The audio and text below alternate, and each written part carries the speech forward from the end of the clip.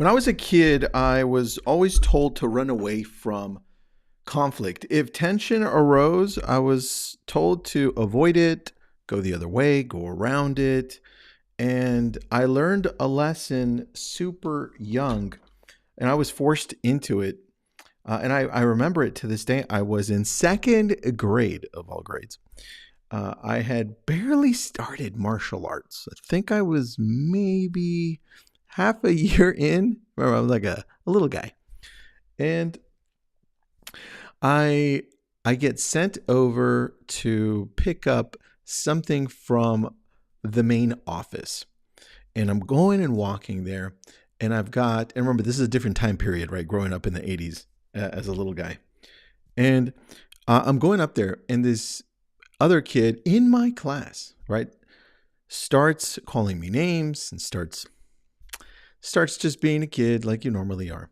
And so comes up to me, pushes me, I push him back. I'm a little guy. And he goes and strikes me. He like tries to punch my face. I block it and I punch him, and then we both start crying. We both start crying. We go back to the third grade teacher saying what happened. We tell him. We both get sent to the office and we both get suspended. I remember that very clearly. But what I also remember is the days after that, for I think leading up to that whole half a year, I was often bullied by this little guy. And the bullying stopped after that. And I remember that because it was a big deal for me. I was scared.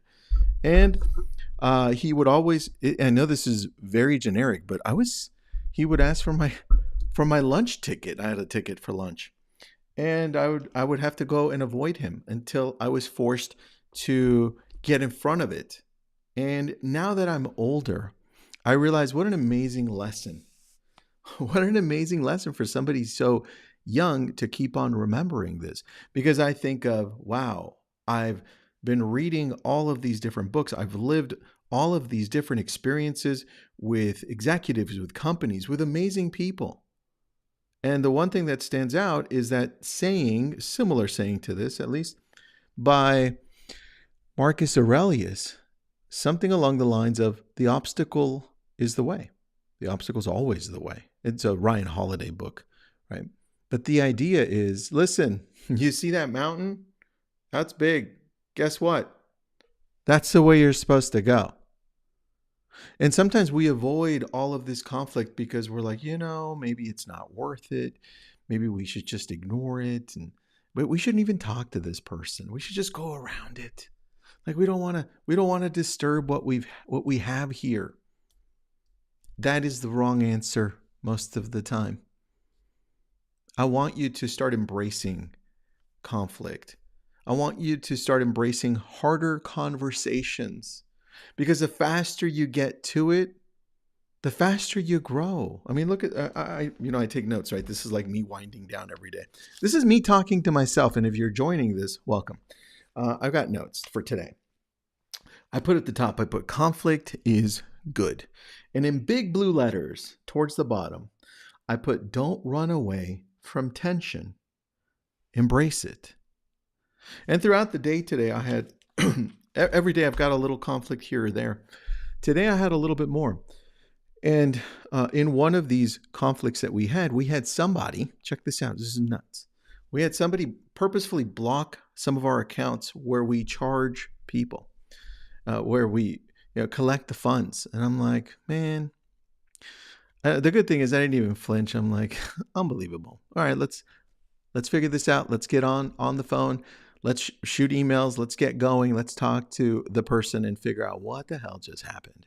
Because there are a lot of emotions in place. So I've written these 5 things down for you. And I put them on my computer so I don't have to look back to my journal. Here they are. Number 1, I want you to reframe what conflict means to you. Now, I was lucky that I learned it as a kid, but I still struggled with it. I was still in that same mindset for years that I don't want conflict. I want to go around it. I want to be the nice guy. Until conflict just kept on coming to me because of the things that I was embracing, the opportunities that I was taking. It just means growth. I want you to reframe what conflict means to you, and I want you to use something positive. It means growth. It means you are going the right way. It's not supposed to be easy. Number 2, separate emotion from reaction. Here's what I wrote out. When tension rises, pause before you speak. Name what you feel. I'm frustrated. I'm hurt. I'm confused. This helps you respond instead of react. Because if you give it an actual name, I'm frustrated. Great. How do I respond to me being frustrated? I'm hurt. Oh, I'm hurt. Why am I hurt? Right? Emotional awareness turns conflict into clarity. And what did we talk about yesterday? Right? If you don't have clarity, all you have is confusion. You don't know how to proceed. Number 3, focus on understanding, not winning. It's the biggest one. You're not going to win most of the time. It's crazy. Sometimes you're both going to end up losing something and winning something. Sometimes you're just losing. I think I lose more often than I win, which is crazy. I learn a lot, but I realize that conflict means I'm going to take some losses. And that right there is probably the hardest one because we're so not used to losing. We're not used to feeling that pain that comes along with, man, that didn't work. But guess what happens? You start getting used to that. And you're like, Goddard, I know exactly what's going to happen. I know that one of these 10 things that I'm doing right now is finally going to work, but 9 of them aren't. And I know how to respond to those 9 because I'm going to tweak it. I'm going to make it better so that that one can look amazing. Number 4, train your nervous system. This one's a little harder. This one's probably the toughest one. Embracing conflict doesn't mean giving in. It means being curious about why the other person sees it differently. And today, when that all went down in my world, one of my really good friends was involved in this as well with me. And we're going up against this guy. We've got to pause and think, why is he doing this? Let's think about this. Let's put ourselves in his position. Why did this go down this way? Why did he feel like he couldn't talk to us about it before just cutting us off? Right? All illegally. Use questions like, can you help me understand what made you feel this way? Or what made you feel that way? Tell me, what are you feeling? I want to make sure that I understand it. Right? Listening builds trust, especially in disagreements. Right? And number 5, reflect after each conflict. Ask yourself, here are the questions, here are 3 questions. What did I learn about myself? Easy, right? I can tell you what I learned about myself today. I'm like, oh, damn, that was pretty escalated and I stayed pretty chill. Great, I can handle more. That was my answer. What truth came out that needed to? There were a lot of truths there, right? I need to handle things differently. I need to choose who I work with better. I need to choose character a lot better than the possibility of something being successful, right? Sometimes I have to take that into consideration more. And number 3, what can I do differently next time? Those are the questions. Those are the 5 things.